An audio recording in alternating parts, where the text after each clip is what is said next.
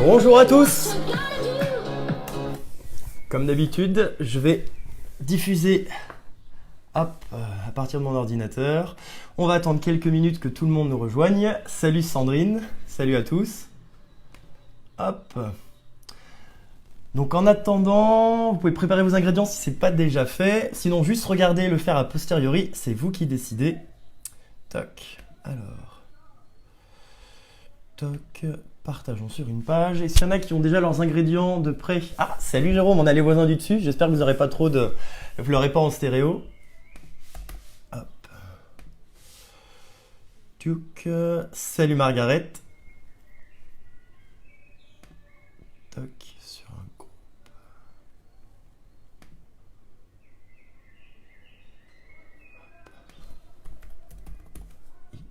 Toc.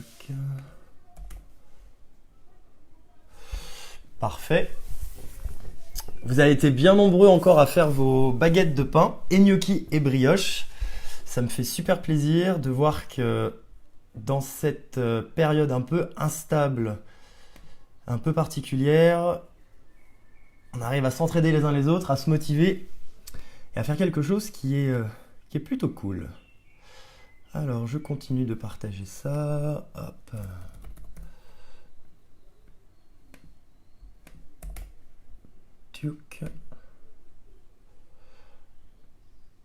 Très bien.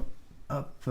Salut Agnès, salut Didier, salut Patricia, salut Stéphanie. Félicitations Stéphanie pour la bonne nouvelle. Au fait, je vois que ça pousse. Hop, je mets ça dans un dernier groupe. Hop. Et on va pouvoir démarrer.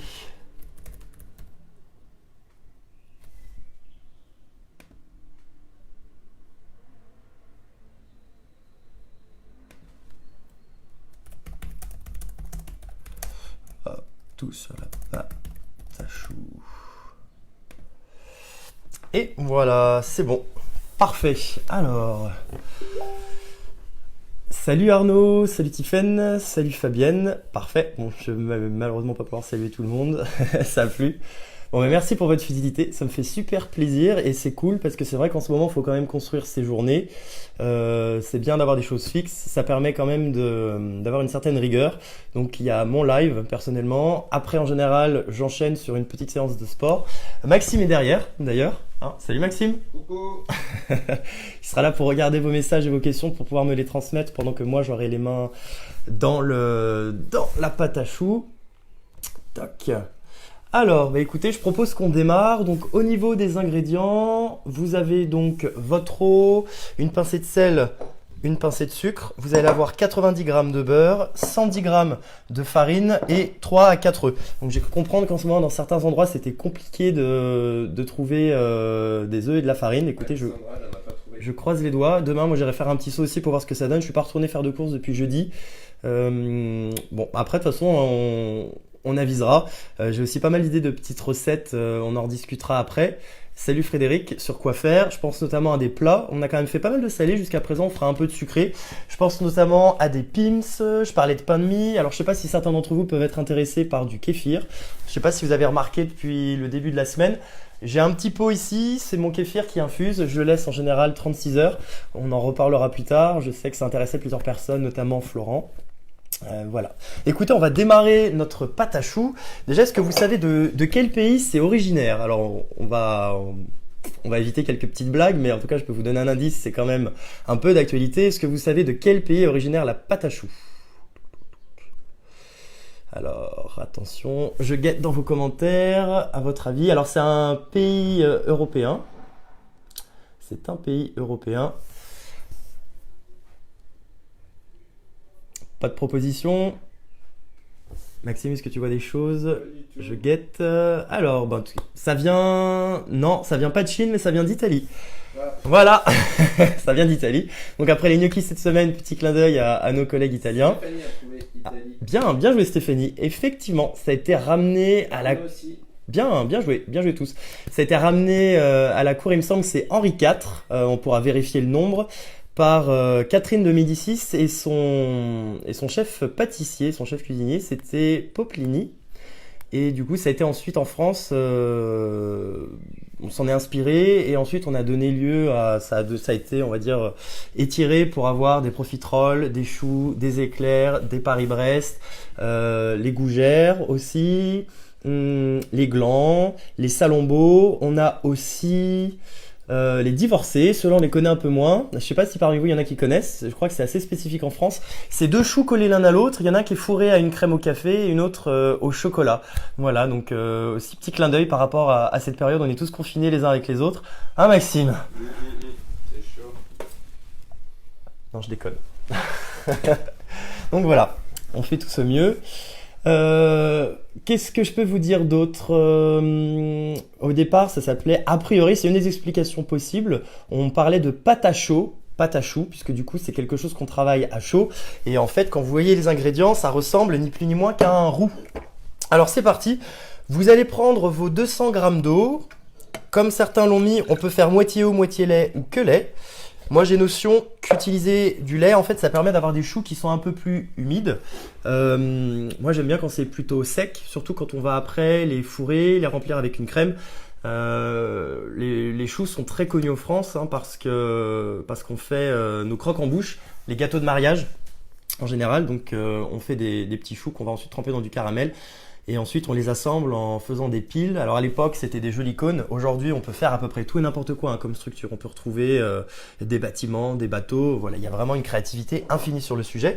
Et c'est quelque chose qui est assez simple à faire. Vous allez voir, la pâte en elle-même est assez basique. On a besoin d'eau, on a besoin de farine, de sel, de sucre, de beurre et d'œufs. On a quasiment tout le temps ça dans ces placards, sauf période de confinement un peu extrême. Bon voilà. Donc vous allez prendre une casserole, vous allez mettre vos liquides dedans, ici 200 g d'eau. Je rajoute mes pincées de sel et de sucre. Important de toujours mettre un petit peu des deux, même si avec ma pâte aujourd'hui je ferai et des gougères et des chouquettes. Je rajoute mes 90 g de beurre, hop, voilà. Et ensuite, ça, on va le mettre à fondre. Donc j'ai mes plaques à induction qui sont derrière, donc... Petit clin d'œil pour certains. Avant de mettre ça sur le feu, je vais vous montrer mes miches.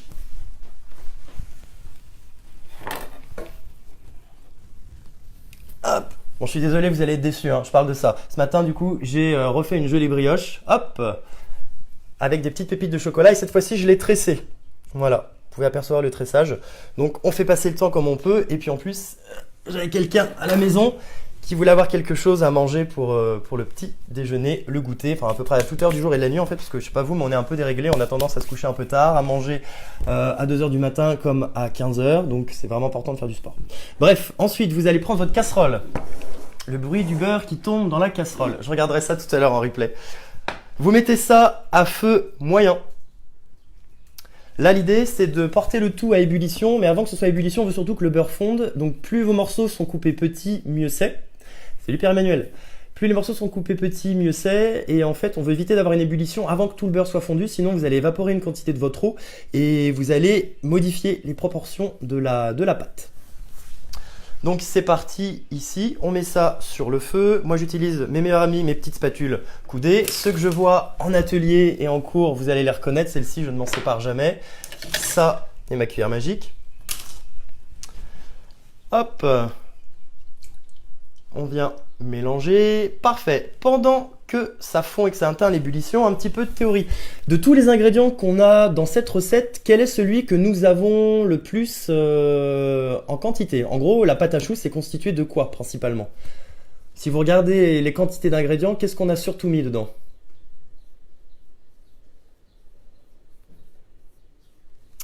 Alors, tac, tac, tac... Ouais, je sais, Laurent, je fais du mieux que je peux. Salut Axel. Salut Florence. Donc, vous êtes 140 sur Facebook. Vous êtes 16 sur Instagram. Salut Alexandre. Alors, est-ce que tu t'es refait un bon smoothie? Alors non, Cyril, c'est pas le beurre. Karine, non, c'est pas la farine. Myriam, non, ce ne sont pas les œufs. Oui, quelqu'un l'a mis, attendez. Margaret, exactement Margaret, tu as raison. C'est l'eau. Donc Margaret, tu te souviens bien, on a fait ces derniers cours que j'ai fait à la maison avant qu'on soit confiné. C'était Paris-Brest, Paris-Brest et Meringues. Hein, c'était une thématique tapote la poche. Et aujourd'hui aussi, on va utiliser la poche à douille. On va peut-être être sur un format de 30 minutes aujourd'hui par rapport à d'habitude. Je vous préviens, selon ce que vous avez prévu. Après, ce qui est cool, c'est que vous pouvez partir à tout moment et revenir sur le live quand vous voulez. Et vous pourrez accélérer et venir prendre les morceaux qui vous intéressent. Du coup, effectivement, mon constituant principal, c'est de l'eau. Donc j'ai principalement de l'eau dans ma pâte à choux. Et ça, c'est très important pour ce qui va suivre, puisque dans ma pâte à choux, là, je suis en train de tout porter à ébullition. Ensuite, salut les parents. Alors oui, papa, toi, tu mets pas de beurre, tu mets de l'huile. Alors, je vais vous faire un petit storytelling ensuite. Donc j'ai une parenthèse dans la parenthèse. Depuis tout gosse, en fait, mes parents cuisinent beaucoup. Mon père a fait pas mal de saisons en boulangerie-pâtisserie. Et du coup, à la maison, c'était un petit peu le défilé. Ma mère faisait les gâteaux traditionnels, le gâteau de Savoie, les tartes, des bourguignons. Et mon père, c'était tout ce qui était boulangerie-pâtisserie et cuisine un peu plus exotique, par exemple poule au curry. Et régulièrement, on réclamait pour les grandes occasions, donc fin d'année et anniversaire, des noix japonaises. Donc en fait, c'est une pâte à choux recouverte de chocolat noir et fourrée d'une crème au praliné. Et c'est juste excellent. Et mon père, lui, fait sa pâte à choux à l'huile. Et moi, en bon vendéen que je suis, je la fais au beurre. Voilà papa, sans rancune. Les deux marchent très très bien. Donc avant de ça, je vous parlais des constituants principaux de la pâte à choux. On a de l'eau.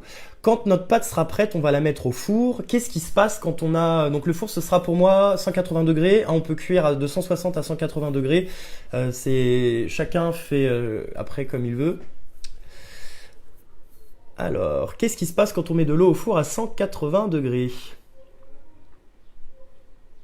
Salut Sébastien. L'eau, ça ne coûte pas cher. Oui, effectivement. Bon, vous pouvez en mettre. En fait, tout simplement, l'eau va entrer en ébullition, va se transformer en vapeur et en fait, c'est ce qui va faire gonfler notre chou. C'est pour ça qu'on dit qu'il ne faut pas ouvrir le four sur cette partie-là, puisque du coup, quand l'eau est en vapeur, c'est ce qui fait gonfler le chou. Vous verrez, en général, il y a un petit trou qui se forme dans le chou. La vapeur s'échappe, mais avant que la vapeur s'échappe totalement, en fait, on a autre chose qui se produit, c'est qu'on a nos œufs et notre gluten qui est contenu dans la farine, mais c'est surtout les œufs en fait qui vont cuire, qui vont coaguler, qui vont en fait figer l'ensemble. Donc en fait les choux cuisent en deux temps. D'abord l'eau se transforme en vapeur, ça gonfle et ensuite ça cuit et ça fige l'ensemble. C'est surtout pour cette raison-là en fait qu'on dit qu'il ne faut pas ouvrir le four parce que sinon ça retombe et vous allez avoir des crêpes. Vous allez voir qu'il y a plusieurs petits écueils sur la pâte à choux. On va tous les regarder ensemble. Il y en a 3 ou 4 et une fois que vous les avez en tête, vous ne pouvez plus rien rater. Donc ici c'est parfait. J'ai atteint l'ébullition. Mon beurre est quasiment intégralement fondu. Toc.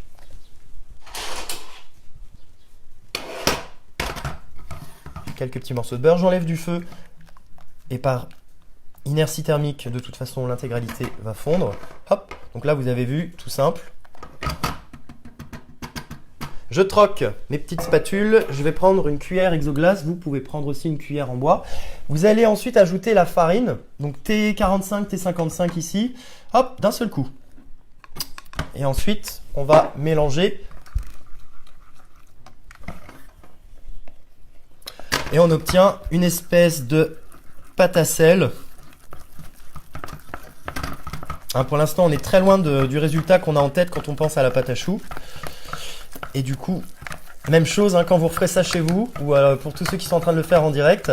Maxime doit avoir un bon coach, il connaît les réponses. Exact Chantal, je t'embrasse d'ailleurs Chantal, j'espère que tout va bien pour toi et ta famille. Hop. Donc là, j'obtiens ma panade. Xavier Martin qui a dit panade. La panade, exactement Xavier. On obtient la panade.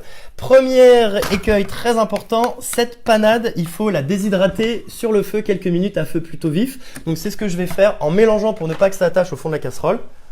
Toc. Je me mets sur feu vif. Et on va venir la déshydrater. Et ensuite, on viendra la réhydrater avec nos œufs.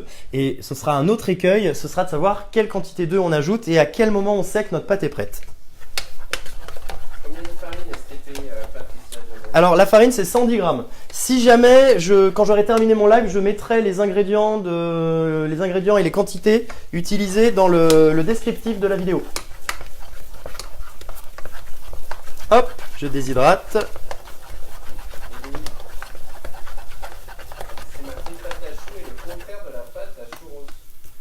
Pardon?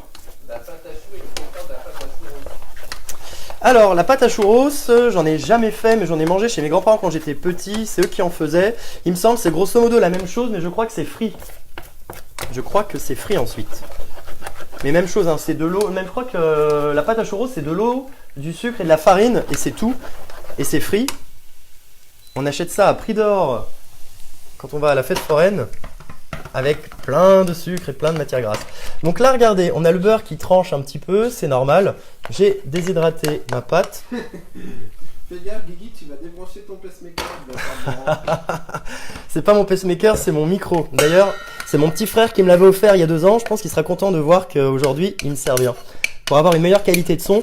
Alors par contre, ce micro est connecté pour le live Facebook, pas pour le live Instagram. Si jamais sur Instagram, vous voulez basculer, c'est Guillaume Nimeskern, ma page, et le live est public, donc vous y aurez accès sans souci. Je transfère ma panade dans un cul de poule. Et là, je vais la laisser refroidir. Parce qu'à votre avis, si je la laisse pas refroidir et que j'ajoute direct mes œufs, qu'est-ce qui va se passer? Mes œufs vont cuire et vont coaguler. Puisque du coup, les œufs cuisent au-dessus de 82 degrés. Quand ils sont mélangés à une préparation. Quand ils sont seuls, c'est entre 65 et 68 degrés. Hop, pas d'œufs. Non, il n'y a pas d'œufs. Oh, farine. Vous parlez, je pense, de la pâte à churros. Hop, les œufs, c'est après, mais il faut les refroidir avant. Effectivement, tout à fait. Donc, première étape, on a bien déshydraté la pâte. Faut pas le faire énormément non plus, sinon les choux risquent de trop craquer, mais c'est une étape qui est essentielle. Pendant que ça refroidit, nous allons prendre nos œufs, prendre un récipient, et on va venir les casser. Donc moi, je suis droitier. Ce que je vous conseille de faire, c'est d'avoir vos œufs, un bol pour venir mettre, hop, le contenu et un bol pour les coquilles. Si jamais on voulait clarifier les œufs, séparer le blanc des jaunes, je rajouterai un autre récipient pour pouvoir mettre les blancs, le jaune et les coquilles. Le fait de procéder en ligne comme ça, c'est plus facile. Alors, pour ceux qui étaient là au live jeudi, le tout premier, le live brioche, comment est-ce qu'on casse les œufs? Donc là, il m'en faut au moins 4. Sur ma tête, effectivement, c'est ce que j'ai fait jeudi, j'en avais qu'un. Bien vu, Xavier. Hop. Oui, on laisse la coquille dedans pour plus de texture. Non, je déconne. Tu bats les œufs, tu les mets un par un. Alors Myriam, je vais les casser dans un récipient, je vais les battre et ensuite j'ajouterai en équivalent un à un. Mais j'aime mieux faire comme ça parce que du coup, ça me permet d'ajouter autant de jaune que de blanc. Alors que quand on met les œufs un par un, déjà le risque c'est qu'au moment où on va vouloir s'arrêter, on va trop en mettre et ensuite on ajoute aussi un peu plus de blanc que de jaune. Bon après ça c'est du détail. Vous allez prendre vos œufs comme ceci, un des deux fait un quart de tour et ensuite hop, vous tapez comme ceci. Il y en a toujours qu'un seul des deux qui se brise. Tac. Et vous avez comme ceci moins de chances d'avoir de coquilles dans votre préparation. Pourquoi? Parce qu'à l'inverse d'un rebord qui exerce une force vers l'intérieur, donc qui peut potentiellement détacher ma coquille et faire en sorte que ma coquille rencontre le jaune et le perce au moment où je veux le séparer, dans ce cas de figure-ci, hop, j'exerce une force plane. Donc moins de chances que mes coquilles se désagrègent. Bon, j'ai de la chance, j'ai une boîte de 6 œufs, toc. Donc là, vous avez vu, mes œufs sont quand même plutôt gros. Donc là, j'en aurai clairement pas besoin de 4. Et je vous montrerai à quel moment et comment on sait que c'est tout bon. Hop. Est-ce que tout va bien en termes de rythme? Ça va, je parle pas trop vite. Est-ce que tout le monde suit pour ceux qui cuisinent en même temps? Est-ce que vous avez des questions? Hop, je fais une petite pause question. Touc, touc, touc sur le fond. Parfait. Ensuite, Myriam, effectivement, je vais utiliser ma cuillère magique, ça me sert pour tout, et je viens homogénéiser mes œufs.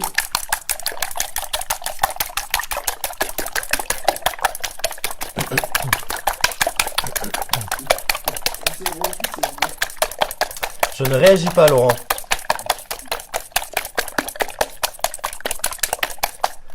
Hop, je vais un poil vite. Désolé, William. Ceux qui cuisinent avec moi, vous en êtes où? Est-ce que la panade est faite? Est-ce que c'est tout bon? Hop. Donc, si on fait un petit récap. Je vais mettre ça là. On a chauffé l'eau, le beurre, pincée de sel, pincée de sucre et le beurre dans une casserole. Ensuite, si tu parles trop vite, bon j'avoue, je parle peut-être un peu vite. Je suis entraîné, j'ai entendu. Je resterai imperturbable. Je ne lirai pas tout ce que je lis, je vous laisse le soin de le faire. Il y a vraiment des petites crapules parmi vous. Je réglerai ça en privé. Alors, ici j'ai ma panade déshydratée, refroidie. Pour aller un petit peu plus vite, si vous voulez chez vous, vous pouvez faire une sorte de bain-marie à base d'eau froide. Une petite trempe pour aider le refroidissement. Ensuite, très important, on n'ajoute jamais toute la quantité d'œufs quand on fait une pâte à choux. Alors attendez. Sébastien, une question, quand on doit les monter en neige, Ah, celle ou les deux? Alors attends. Excellent Marie-Pierre, bon masque. À quoi est ton masque? Bisous au passage. Marie-Pierre, donc ma collègue d'à côté de Mâcon à Fayence. Pour info, sur les œufs, quand on doit les monter en neige, citron, sel ou les deux. Personnellement, moi je mets rien ni l'un ni l'autre. Je pense que ça repose surtout sur une croyance d'ajouter ces ingrédients. Si ça marche, ne changez rien. Mais personnellement, sans, vous pouvez aussi. Avantage au rôle du sel et du citron. Pour moi, dans les blancs, ça ne sert à rien. Le mieux, c'est d'avoir des blancs à température ambiante. Je mets du sel, moi je mets du citron à la rigueur dans le caramel pour éviter qu'il ne solidifie en mettant une base acide. Dans les blancs, pour moi, ça n'a pas d'intérêt. Quand on change un pneu avec ou sans sel. Alors quand vous changez le pneu, je vous recommande d'avoir plutôt une pincée de sucre parce que ça peut être un peu fastidieux. Le sel, c'est pas très bon à manger, le sucre aussi. En 2 fois, alors un petit peu plus, moi en 3 ou 4 fois, en équivalent un œuf. Donc c'est parti, la panade est refroidie. Hop, salut Elodie. Ça fait un moment qu'on s'est pas vu Elodie, du coup on s'est rencontrés donc dans mon école d'ingénieur à CPE. Elle faisait partie du bureau de la sauce du chef qui était l'association culinaire de mon école. Regardez où ça m'a amené aujourd'hui, hein. Papa, maman, vous n'êtes pas trop dégoûtés que je sois pas ingénieur? Bon, je déconne, hein, je sais que vous l'êtes pas du tout. J'ajoute l'équivalent d'un œuf. Hop. Et on vient mélanger. Donc c'est normal, on ajoute un œuf qui est plutôt quelque chose d'aqueux, hein, qui contient beaucoup de liquide. Et oui, salut Antoine. Hop. Il réagit, victoire.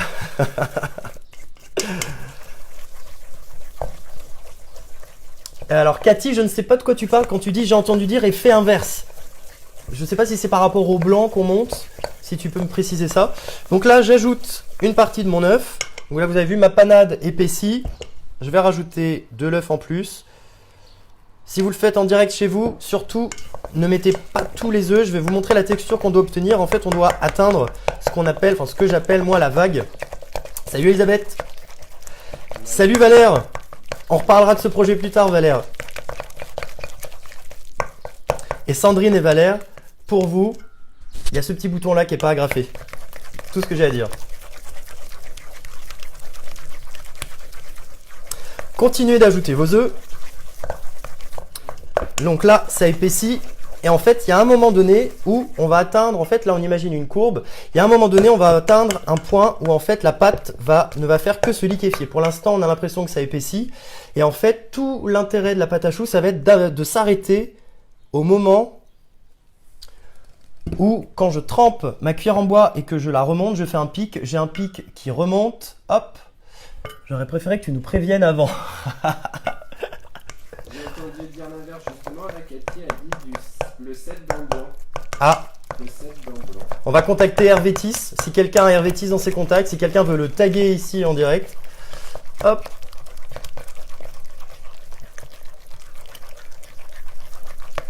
Alors Maximilien, on attendra qu'il fasse beau et chaud. Qu'est-ce qu'a liké?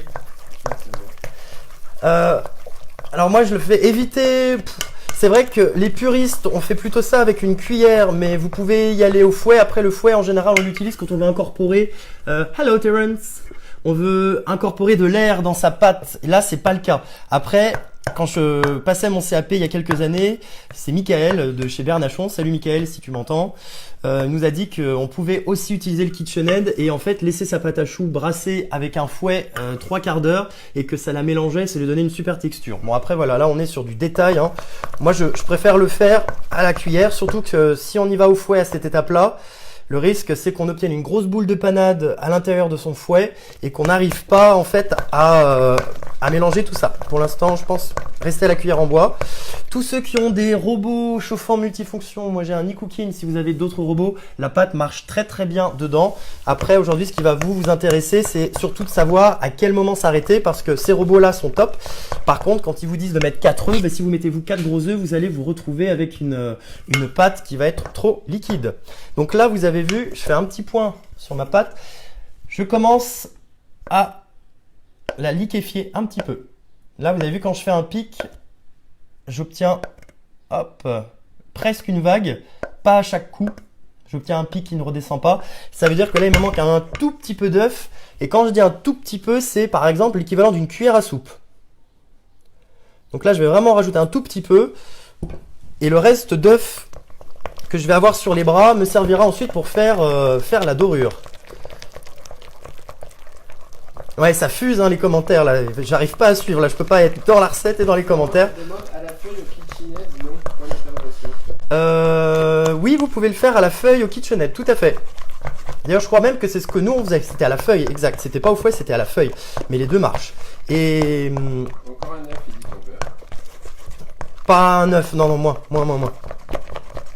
Hop. Et pour la pâte à brioche, petite astuce aussi, la faire à la feuille et non pas au crochet. Ça permet d'avoir une pâte en fait qui est hop. Tu préfères Plus à la main à la force du poignet, dit Denis. Salut Denis. Shiva te salue. Je rajoute encore un petit œuf. Et là, on s'approche du point critique. Et pour information, il vaut mieux avoir une pâte à choux qui est un poil trop épaisse qu'une pâte à choux qui est trop liquide. Une pâte à choux qui est trop liquide va s'étaler, on ne peut pas la rattraper. Et vous allez avoir du coup des choux qui vont moins gonfler et qui vont en fait s'étaler. Là, l'idée, c'est quand même qu'on ait quelque chose qui puisse monter, prendre de la hauteur. Toc. Alors, c'est quand même cool de cuisiner directement dans sa cuisine. J'ai tous mes ustensiles à portée de main. Donc là, je donne un petit coup de spatule sur les bords pour bien récupérer tous les morceaux de panade qui n'auraient pas été mélangés pour avoir quelque chose de bien homogène. Et là, vous avez vu, la pâte... Tu vois, je t'avais dit un œuf. Ouais, j'ai pas mis un œuf, j'ai mis un tiers d'œuf, papa. Hop. La pâte redevient brillante. Voilà, là j'ai une belle texture. Regardez quand je fais ça, hop, vous avez vu, j'ai un joli pic, ça me fait une vague, ça monte et ça redescend. C'est ça qu'on veut obtenir. Si jamais mon pic ne retombe pas, c'est que c'est trop épais. Et si jamais mon pic retombe et disparaît totalement, c'est que c'est trop liquide. Si jamais vous faites une pâte à choux trop liquide, vous faites cuire ça dans un plat à tarte et vous le mangez, hein, ça reste bon, vous l'achetez pas, vous ne gâchez pas. Vous ferez juste pas gonfler vos choux avec. Hop. Tu peux nous montrer ta paye? Ta paie? Ma quoi? Ta paie, Sandrine. Alors, Sandrine, tu veux nous montrer ta paie? De quoi tu parles? Ma pâte s'est étalée. Pâte étalée, ça voulait dire que c'était probablement trop liquide. Donc, la pâte à choux est prête. On va dissocier ça en deux. Je vais faire une partie pour des gougères et une partie pour des chouquettes. C'est tes pâtes, tu peux nous montrer ta pâte. Hop, je vous remontre. Tout le monde voit? C'est ce qu'on appelle le bec d'oiseau. qu'on appelle- Salut Anne-Laurie, des gougères et des chouquettes. Voilà, est-ce que tout le monde voit? Vous avez vu ce petit rendu? Certains font aussi comme ceci. Hop, on doit avoir une sorte de bec d'oiseau. Tac. Voilà, ce que j'appelle la vague. Maintenant, quand on en est là, on ne peut plus rater sa pâte à choux. J'utilise un support poche à douille avec une poche. Damien qui est là. Ah, salut Damien! Salut Juline! Donc j'utilise une grande poche à douille, je vais faire un petit laïus sur la poche à douille parce qu'en général tout le monde en a peur. Alors c'est pas étonnant, c'est qu'en général hein, les poches à douille qu'on vous propose en tant que particulier, elles sont rikiki. C'est-à-dire qu'on va vous donner par exemple, je vais pas sans exagérer, vous allez avoir un truc qui a cette taille là. Sauf que le problème c'est qu'une fois qu'on met la douille à l'intérieur et qu'ensuite on vient tasser un petit peu du sac dedans pour éviter que l'appareil en fait ne fuit partout et que je viens rabattre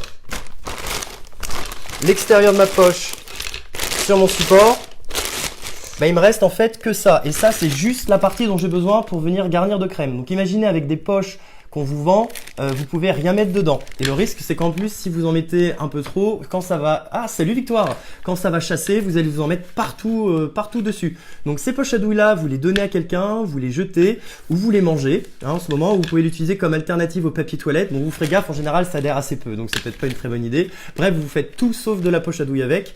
Et vous allez utiliser des poches qui font au moins 50 cm de longueur. Ensuite, on va venir... Alors, attendez, je pars un petit peu vite. Je voulais séparer pour faire chouquette et gougère. Alors, je sais pas chez vous ce que vous avez prévu de faire, si c'était ou l'un ou l'autre, ou faire un mix des deux. Toc, toc, toc, toc. Quand on a cette pâte-là, pour faire des gougères, on rajoute un peu de sel. On rajoute ensuite un peu de poivre, on rajoute de la muscade, moi j'adore ça, et on rajoute du fromage. Personnellement, moi le fromage je le rajoute après parce que le rajouter dans ma pâte, ça donne une élasticité au moment du pochage et du coup c'est moins évident à pocher. Donc vous allez plutôt mettre ça sur votre pâte comme ceci. Qu'est-ce qui se passe Maxime? Pourquoi est-ce que Damien met... Je sais pas. Il y a des choses qui se trament. Du coup pour faire des gougères, hop, moi ce que je vais faire ici, pour pas vous faire perdre trop de temps, je vais faire une pâte neutre et on imaginera quand je la pocherai tout à l'heure pour la partie gougère que j'ai déjà mis du sel, du poivre et de la muscade dedans. Hop, là ma pâte est pour l'instant neutre. Je mets ça dans ma poche à douille. Tac.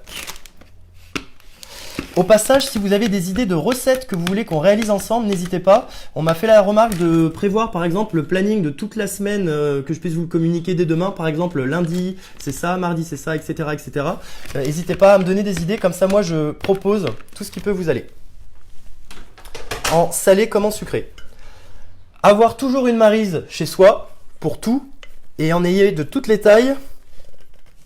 Et au moins 5 ou 6. Soyez hystériques sur les marises, ça sert vraiment pour tout. Moi j'en suis au point où quand je pars en vacances, je la prends avec moi parce que du coup quand je suis quand je n'ai pas de maryse avec moi, tout est beaucoup plus compliqué. Hop, j'utilise le rebord. Parfait. Tiens Maxime, je te mets ça là. Non, je déconne. Bon, c'est un petit peu vrai, c'est quand même lui qui gère cette partie-là à la maison. Ensuite, j'obtiens... Alors, je ne vous ai pas montré comment j'avais obtenu la poche. Quand vous prenez une poche, vous mettez la douille dedans.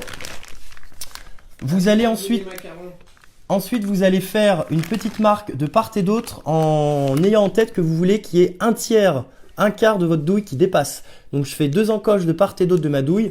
Je recule la douille. Je coupe avec des ciseaux et ensuite je laisse la douille tomber. Surtout ne forcez pas avec vos mains pour que la douille aille vraiment au max au bout. Vous la laissez là où elle est naturellement. C'est conique, ça va forcément bloquer.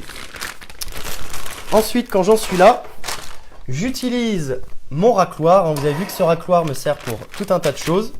Et je viens pousser mon appareil tout au bout en chassant les bulles d'air et en m'assurant que toute cette zone ici est bien dégagé et que si jamais un petit peu d'appareil remonte, je ne vais pas m'en mettre partout. Et petite astuce supplémentaire, hop, si vous avez des clips, des pinces comme ceci Ikea, n'hésitez pas à plier la poche comme ceci et vous allez venir, hop, clipser ici. Ça évitera que la pâte ne remonte, comme ça vous pouvez même faire participer vos enfants, il y a moins de risques. Et donc la poche à douille, c'est comme le calcul mental, il faut s'entraîner, s'entraîner, s'entraîner et après vous allez y arriver comme des pros. Donc au début c'est normal que ce soit pas propre, mais n'en ayez pas peur, c'est très satisfaisant, vous allez gagner du temps, vous allez avoir des choses qui sont beaucoup plus propres. Vous allez être svelte cet été. Oui Cathy, par contre après à chaque fois on fait un live, une bonne demi-heure de sport. D'ailleurs là, vous voyez pas, je me déplace pas trop, mais j'ai des courbatures de dingue aux jambes. Hier, on a fait des fentes, on a fait des squats, des pompes, de la corde à sauter, du gainage. Bref, on se croirait dans une série de science-fiction. Pour la tenue de ma poche. Alors, on me propose des choses. Stéphanie, tu as raison. Alors, Stéphanie, justement, par rapport à ça, donc pour ce que tu préconises, il faut pas le mettre au-dessus d'une toile.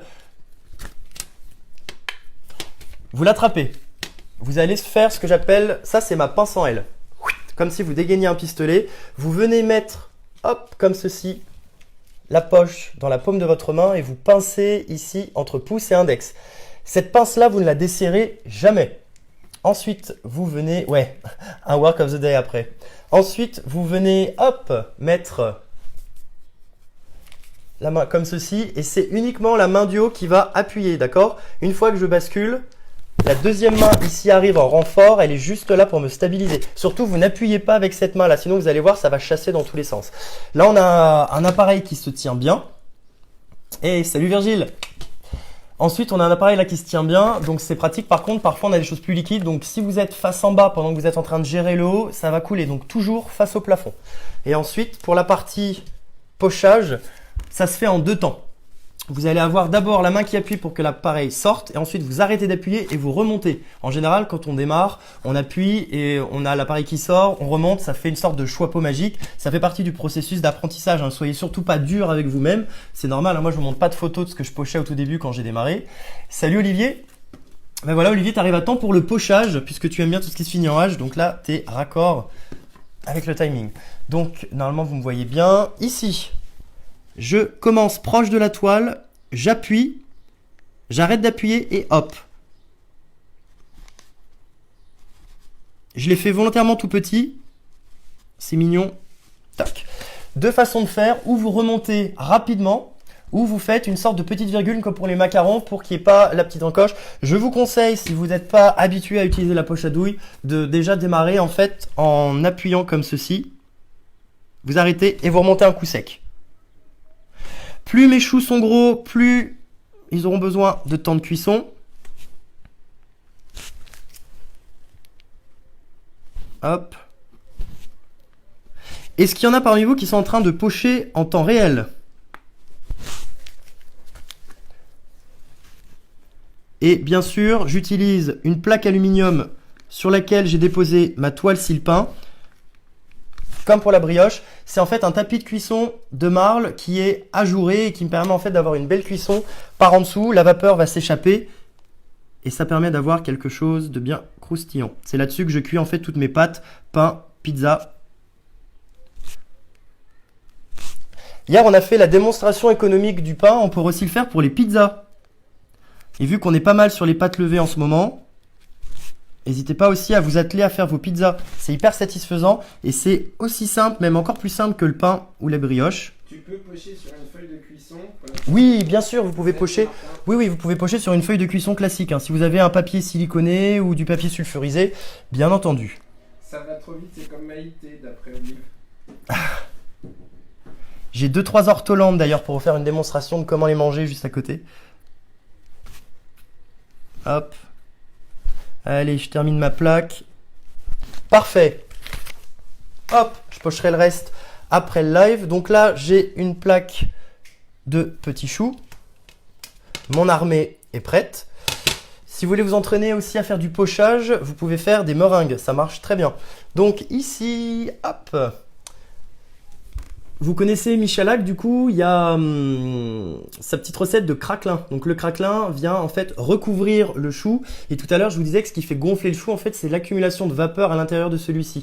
Donc en fait, quand on rajoute un craquelin sur le dessus, tout simplement, ça rajoute une couche supplémentaire. La vapeur d'eau met plus de temps à s'échapper du chou, donc le chou va gonfler davantage. Vous pourrez essayer, je vous donne pas la recette aujourd'hui, je pourrais vous la donner si certains la veulent. Un craquelin, en fait, c'est une sorte de pâte à crumble, un mélange de beurre, de sucre, roux et de farine. En fait, on étale ça finement ensuite entre deux feuilles de papier sulfu ou de papier siliconé pour avoir 1 mm d'épaisseur. On utilise un petit emporte-pièce pour détailler ensuite des petites tuiles qu'on met au congélateur. Et ici, en fait, je viendrai les déposer sur mes choux sucrés, comme je vais venir déposer cette petite lamelle de fromage. C'est du morbier, j'adore le morbier, j'en ai fait un gros stock pour pouvoir résister et tenir ces semaines, pour les semaines à venir. Et donc en fait là, pour la partie gougère, je viens déposer ça sur le dessus. Dans le four, ça va fondre, ça va recouvrir le dessus. Hop. Vous pouvez tout à fait mettre du fromage râpé, du parmesan, vous pouvez mettre ce que vous voulez. Ensuite, une fois que les gougères sont cuites, on peut venir les fourrer avec une crème fouettée salée. Vous mettez un petit peu de crème fraîche 30%. Vous pouvez rajouter dedans de l'estragon. Vous pouvez faire de la cervelle de canut pour les Lyonnais. Un petit mélange de faisselle ou de Saint-Moré, de cream cheese. Vous allez rajouter des herbes. Moi, j'aime bien mettre du persil, de l'estragon, de l'huile, du vinaigre, du sel, du poivre. Voilà, tout ce que vous avez sous la main. Donc ça va être pour ma partie gougère. Et pour la partie chouquette, je vais venir prendre un pinceau. Vous avez vu, il me reste un petit peu de jaune. Pardon, un petit peu d'œuf complet. Je viens donner un petit coup de pinceau. Hop. Moi, je termine avec une fourchette trempée dans l'œuf, ton père. Ouais, papa, tu faisais ça avec une fourchette trempée dans l'œuf, effectivement. Donc, comme pour tout, comme pour les baguettes, comme pour les macarons, il y a autant de façons de faire qu'il y a de chefs. Il n'y a pas de meilleure façon. C'est celle avec laquelle vous allez être la plus à l'aise. Et après, vous pouvez vous amuser, vous, à décliner ça à l'infini. Qu'est-ce qu'on rajoute sur des chouquettes ? Le morbier sans S. Alors je suis bien content de l'avoir que prononcé, de pas l'avoir écrit. Qui met ça? Elisabeth. Ok Vanessa, je vous enverrai super idée le Morbier. Ah non, c'est Jura sans S, ça c'est un clin d'œil d'Elisabeth parce que quand j'y suis allé en novembre, j'avais fait un post sur Instagram et j'avais mis un S. Je crois que c'est de là que ça vient. Hein Lisa? Hop. Parfait, j'ai mis ma dorure. On pourrait mettre des pralines, on pourrait mettre des brisures de chocolat. Qu'est-ce qu'il y a? Hop. On va mettre du sucre perlé, comme sur la brioche.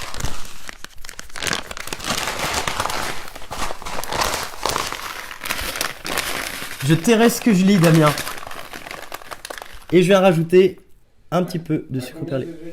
Le four, moi, je vais le mettre à 180. Salut Mathieu. Je vais le mettre à 180. Toc. Donc, comme d'habitude, tout ce qui se passe avant ou après un live, je le posterai en story. Donc, vous pourrez regarder, vous pourrez voir le résultat. Je le mettrai aussi sur ma page Facebook. Hop, vous pourrez regarder ça. Donc là, j'ai fait des chouquettes, mais je pourrais aussi obtenir tout simplement des choux. Et tout à l'heure, on en parlait au tout début. Max va devenir obèse. Non, non, t'inquiète. On fait attention. Je le fais courir, le petit loup. Non, en vrai, on se motive à deux pour faire du sport. Toc. Qu'est-ce qu'on peut faire avec ces choux? On en parlait au tout début. Je vous donnais des petites idées. Parce que la pâte à choux, en fait, c'est vraiment un univers infini. Hein, dans le doux, il y a la galette des rois à base de pâte à choux. Je ne l'ai pas testé cette année, ça je voulais le faire. Hop, voilà, je vais en faire avec du sucre. Je vais en faire aussi sans sucre, effectivement. C'est pas une mauvaise idée d'en avoir des natures. De toute façon, quand ça sort du four, c'est encore tiède, c'est super bon. Donc on pourrait faire des profiteroles, qu'on pourrait garnir de glace à la vanille, qu'on pourrait garnir de crème fouettée, vanillée. On pourrait faire des Paris-Brest avec une petite crème au praliné. Salut Nicolas, contexte. Est-ce que vous avez des questions par rapport à tout ça? Est-ce qu'il y en a que j'ai complètement perdu et qui sont encore en train de porter leur eau et leur beurre à ébullition? Non Mathieu, je ne fais pas de livraison. Il y a le confinement et même sans confinement, je ne fais que des cours. Il faudra que je me présente aussi dans un prochain live, que je vous explique un peu mon parcours, d'où je viens. Après là, il est 42, ça fait 40 minutes qu'on est ensemble. Je vais peut-être m'arrêter là. Est-ce que certains ont des questions avant que je stoppe le live? Farcir la crème fouettée, crème pâtissière, j'ai faim. Ouais, donc deux façons pour remplir les choux. Soit on fait un petit trou en dessous et on fourre, soit on coupe en deux et on garnit. Voilà, c'est deux façons de procéder. Non Olivier, je parle pas tout le temps comme ça, je parle moins vite le reste du temps. Petit clin d'œil pour le doux. Avec plaisir Christelle. Moi du coup je vais à Arbois en général. Salut Arthur d'ailleurs si tu nous regardes. Bon bah écoutez, je vais aller mettre ça au four. Combien de temps la cuisson? Alors ça va dépendre de votre four, ça va dépendre aussi de la taille de vos choux. Tout simplement, première étape, vous allez voir, ils vont gonfler. Les choux vont gonfler et ensuite ils vont commencer à se colorer. Vous attendez bien qu'ils soient quand même orangés. Vous attendez bien que les choux soient cuits. Je vous enverrai des photos des différents stades de mon côté pour que vous puissiez voir. Et vous n'hésitez pas à les laisser cuire un petit peu. Hein. Vous n'êtes pas à 5 minutes près. Vous n'allez pas passer du stade où ils sont prêts au stade où ils sont brûlés. Temps de cuisson. Temps de cuisson, alors entre 15 et 30 minutes selon la taille. Moi je pense que les miens je vais en avoir pour 20-25 minutes. J'avais posé une question sur la grille à l'envers. Oui, alors tout simplement, j'ai mis ma grille à l'envers en fait parce que ma grille sinon a un petit rebord. Si je mets mon tapis de cuisson dans la plaque avec les petits rebords, en fait ça rebique, ce qui fait que tout simplement j'ai moins de place pour venir les pocher dessus. Par exemple là, cette rangée là, je pourrais pas l'avoir, celle-là non plus et les deux des extrémités non plus. Ça me permet juste en fait d'en pocher davantage. Voilà, petite astuce. Chaleur tournante ou non? Alors moi je le mets en chaleur tournante, mais on peut le faire cuire en chaleur sol. Hein. Il y a plusieurs façons de le cuire. Il y a Michalak notamment qui les faisait cuire avec son four à 250 en sol. Quand le four est chaud, on coupe tout, on met la plaque dedans, on éteint le four, on laisse 10 minutes et ensuite on remet à 160 degrés pendant 40 minutes en four sol. Il y a plusieurs façons de les cuire. Les macarons c'est un peu trop technique pour faire ça en live je pense Morgane. Je pense pas m'orienter vers ça. Sauf si vous êtes vraiment nombreux à me les plébisciter. Les macarons, ça n'a pas arrêté. Hein. Ça n'a pas arrêté les macarons, c'est vrai, vous êtes vraiment... Bon, ok. Avec tout le sucre déjà que je vous fais manger.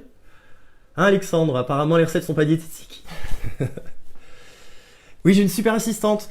Peut-être qu'à un moment dans la semaine, si vous êtes assez gentil, Maxime viendra se montrer devant la caméra et vous faire un petit coucou. Tout nu. Non, on va peut-être pas pousser. Je vais avoir laissé ça sur le dos après. Écoutez, je pense qu'on est bon. On est bon pour aujourd'hui. Merci à tous pour votre suivi. On est 193 sur Facebook, c'est du délire. Top. Bon, merci pour votre bonne humeur, pour vos blagues. Et si certains ont des bons plans sport, n'hésitez pas. Je sais que j'ai des collègues qui se réunissent sur une conversation Messenger qui font du sport tous les matins. Nous, avec Maxime, on va dans la cour de la résidence où on fait ça dans l'appartement. On se fait un peu de cross-training, donc à base de squat, de pompe, d'abdos, de gainage, voilà, pour garder un peu la ligne. Et ça fait du bien aussi pour juste pas péter un câble en étant confiné chez soi. Et voilà. Une pensée aussi à tous ceux qui sont peut-être en période de répit, tous les personnels soignants. Et puis un gros bisou à mes parents aussi. Voilà. Bon, et bien écoutez, je vous laisse les cocos. À mes parents aussi. Hop. Et puis je vais vous dire à la prochaine.